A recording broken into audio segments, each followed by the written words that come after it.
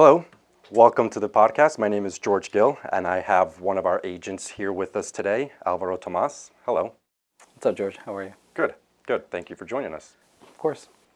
So, I've been talking a little bit about having guests on the show to kind of give a glimpse into different perspectives. You know, we talk a lot about real estate stuff, what the market's doing, but it's good to kind of change it up a bit and have different topics, in particular from an agent's perspective, because I also want to be able to contribute in a way where our agents are sharing what they're experiencing, both in terms of what they're dealing with their clients, but also what they're dealing with themselves as a new agent. So I thought we'd talk a little bit about that and how you're doing as a new agent. I don't recall off the top of my head exactly how long you've been with us now, but it's been maybe 3-4 months. So I started. So actually, why don't we do this? I don't mean to cut you off, but why don't just tell us about yourself. Tell us first who you are, tell us your background, and then you can segue into your time with us. Sure.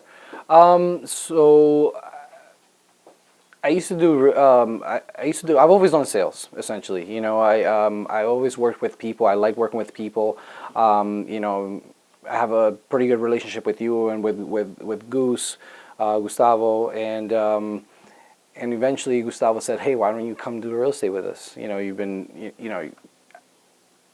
At the moment, I was considering doing mortgages, which that's right. Yeah, I forgot about that. Yeah, so which is what I originally, you know, having you guys in the business, knowing a few other people, I thought it would be something that would be good because I would have people that I can work with, you know, right away and stuff. So when I decided to pull the trigger on that, Goose said, "Hey, forget about that. Why don't you just do real estate? I feel like you're more of a people person. I don't think you're going to be You're not going to be wanting to do a lot of paperwork and working behind the desk all the time and whatnot." Yeah. So essentially, I thought about it. He kept reminding me that this is a great time to start. All these other things. So do you remember what time this was? Like the summer of last year? Because we were obviously post-COVID at this point. Yeah, it was definitely post-COVID. I want to say it was April. Okay, yeah, so we're coming up on about a year that you actually made the decision. Right, okay. That I actually decided to do it. And then I started taking the tests. Actually, no, it was a little bit before that because I took the test in July. And then I became I passed the test in August. And then a week later I started. Okay, all right. Yeah. Awesome. All right, so then you did mention that you have done some work in sales. So I think more so the fact that you mentioned that you were a people person and you like talking to people and that's something that you enjoy doing. And actually, I noticed it myself. I mean, you spend a lot of time in the office and I'm in the office most days and I can see it how natural it comes to you. I mean, you seem to enjoy having these conversations with clients. You seem to enjoy making the phone calls, checking in with people, offering value and offering information. It seems like as though that comes natural to you. Mm-hmm. And so I guess maybe understandable how you have found yourself in different types of relationship building jobs. But how would you say this compares or contrasts to what you've done before? You mentioned that you sold insurance. Now you are in a different type of sales role, but in the business where I would argue it's not the sale of a product or service. I mean, you're building experience, right? Essentially, building relationships with people, connecting with people, and it's all about that client experience. So, what are your thoughts on those similarities or differences? Night and day. Yeah. Yeah. I mean, when I was a financial advisor, it was night and day from what I do now. I mean, essentially, they both. You need to grind for both. Mm-hmm. At the end of the day, it's all prospecting. That doesn't change. Right. You still have to try to be as likable as possible. You have to, get people to understand where you're coming from, and you have to understand where they're coming from. But the difference, and I would argue that it's the biggest difference of any sales position that I've ever been in, that people actually want to talk to you. I actually remember I forgot about that up until now. You did mention that, man, this is just, and actually I think it was because you were always so excited to get off the phone and I think I've talked to you guys about this before, and that this never came naturally for me. Like, I enjoyed the industry and I love real estate, but the people and the relationship building part of it was always a struggle for me. And so I had to kind of force or teach myself how to be good at that, and so to speak. And so seeing how bubbly and energetic and how much you enjoyed that part of it was almost kind of foreign to me. And I remember you said, well, you gotta figure, when I was doing this before, like, no one wanted to talk to me. Now people actually do want to talk to me, and it's like a breath of fresh air. So It is. That's interesting that you framed it that way. It's just so simple. The honest truth is that, no one wants to talk about dying. I mean, which is what insurance is, or financial, or no one wants to talk about their investments, whether they're good investments or bad investments. They don't want to talk about it because it's not an experience. I'm thinking of how you have to open up those conversations. We're like, have you thought about your debt, sir? Yeah, exactly. I know you just met me, but yeah. So no one really wants to talk about that, and versus buying a house, it's so exciting. It's like something that you've been looking forward to for I don't know, let's just say a year, and within that time frame you've done so many things to get you to that point where you can actually submit an offer on a house. And then at that point you submit an offer, the offer gets accepted, everyone's so excited about it. It's just completely different comparing it to like, so how much death coverage do you want in case I die? It's just totally different. And something also that is often overlooked, and actually we just talked about this on one of the calls this week, and that is that for us, being in these conversations so often, we oftentimes forget that not all of this is common knowledge to people. And so there are times when you have a conversation with somebody and the person on the other side realizes that they actually are in a position to be able to do something where they thought they actually previously could not. For example, a first-time home buyer realizing that instead of putting a down payment on a rental or a security deposit or first month's rent or whatnot, depending on your budget, that is not far off from a first-time home buyer's down payment. And then there are ways around it, and they don't know that they're qualified because they never even spoke to a mortgage broker, and they don't realize just how attainable it is. And so in addition to people being more open to talking to you, your conversations, I think, are just much more productive and much more enjoyable because people actually are arriving at much more satisfying conclusions as opposed to the conversations that you had before in your other job. So it's interesting, and so I'm glad that you're able to use those strengths and those skills in a way that is now more receptive and more enjoyable. Yeah, and like I said, people just want to talk to you at the end of the day, and if they don't want to buy a house, they have questions either way, so they'll reach out to you. Like social media alone, I've had multiple people just reach out to me just saying, hey, I don't think I'm ready to buy a house yet, but can you tell me about this, and what do you think I should be doing? And I tell everyone the same thing: go get pre-approved. Figure that part out first, because the great thing about getting pre-approved is you either, if you can't afford to buy the house that you would like, I guess, then you know what you have to do to get to that point. Right. You know what you need to take care of in order to put yourself in a position that you are able to buy the house that you want. So it's pretty much the best advice that I can give anyone that's just thinking about that in the future. And then, like I tell everyone, I work at their pace. Right. There's no rush on my end, and I feel like people really enjoy that. Like, they like to hear that they're not being pressured. Even though, I mean, at the end of the day, if you want to be a go-getter, you can do that too. But right.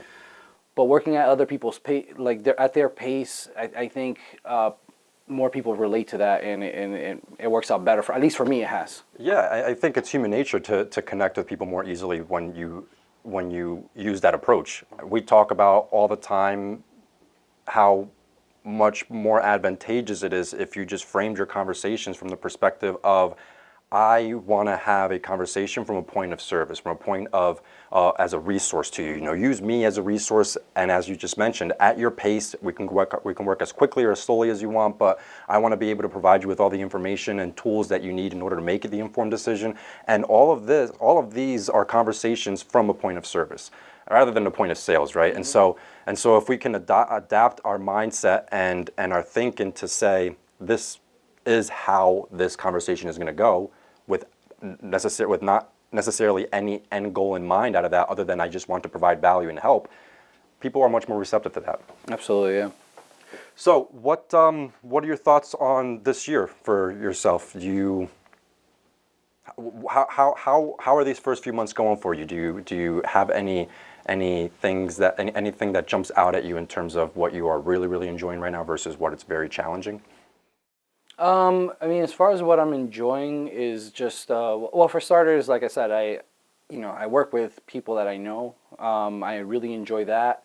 I love that, like my friends are in the office. If I have a question, it's much easier to shoot a text and say, hey, what can I do about this? Or, and also that I have a lot of support. Like this support has been probably the biggest thing, and I use Goose and you as my mentors, so like I feel like I get a lot of knowledge.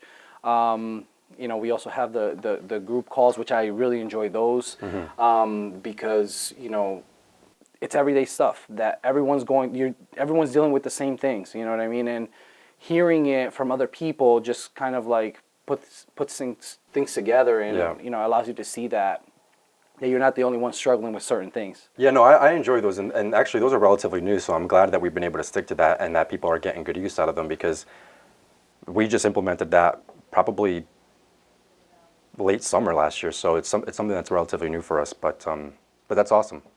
It's good to hear that you are benefiting from that in that way. Definitely. So as far as new agents go, recommendations, advice, tips for anyone that's either just starting out or thinking about starting? I just had this conversation too with one of our newer agents in the office, and I honestly, I don't know. You're still figuring it out yourself, right? No, it's not that. Do you need some advice and tips? It's not that. It's just the fact that like I said, I don't know how other agents deal with things, or how it typically is for other agents. But I feel like I had a good start because of my support system. Mm-hmm. So the best advice that I could give her was to just come to the office. Have conversations with us. Talk to other lenders. Talk to inspectors. We actually went to a couple people in our office went to a meeting, essentially. The seminar, the little seminar about with the different inspection company, which is good for her because she doesn't know anyone. Right. So now she has a card, and if she gets something under contract, she already has a company that she can work with. Yeah. But I think surrounding yourself with as many resources, and that includes partners, lenders, attorneys, inspectors, even other agents from other companies. Attorneys, yeah. It's going to be super, super, super critical, especially, not only is that important even for experienced and seasoned agents, but especially as a newer agent, for you to actually throw yourself into the ring, so to speak, and be around all of that, not just by reaching out to people and actually picking their brain on something or taking them out to lunch to just say, hey, what has worked for you, what hasn't worked for you, but also, like you said, being around other people that are simply just going about their day doing their work in real estate by simply being present in the office. You hear conversations, you hear how other people handle objections, you hear how they go about their day or the phone calls that they have, and that all, you start to pick up on that. And so if you not to say that any of our newer agents just sit back and wait for the business to come to them, but oftentimes it's very easy for us to lean on the flexibility that comes with real estate, and we find ourselves oftentimes doing a lot of work ourselves from home, and instead of coming into the office and doing all that work in the office, right? I do think that there's a huge benefit to that.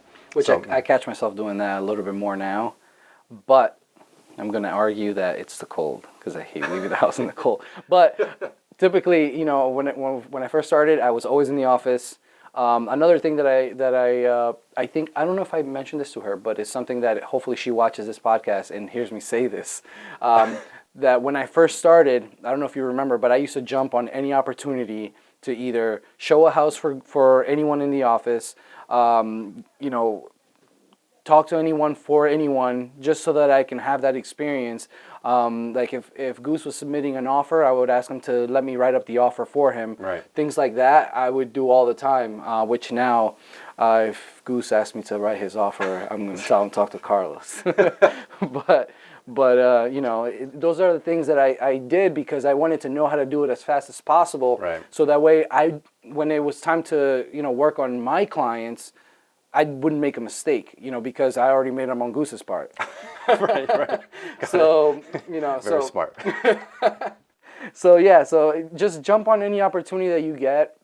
You know, I did a couple showings for another colleague of ours.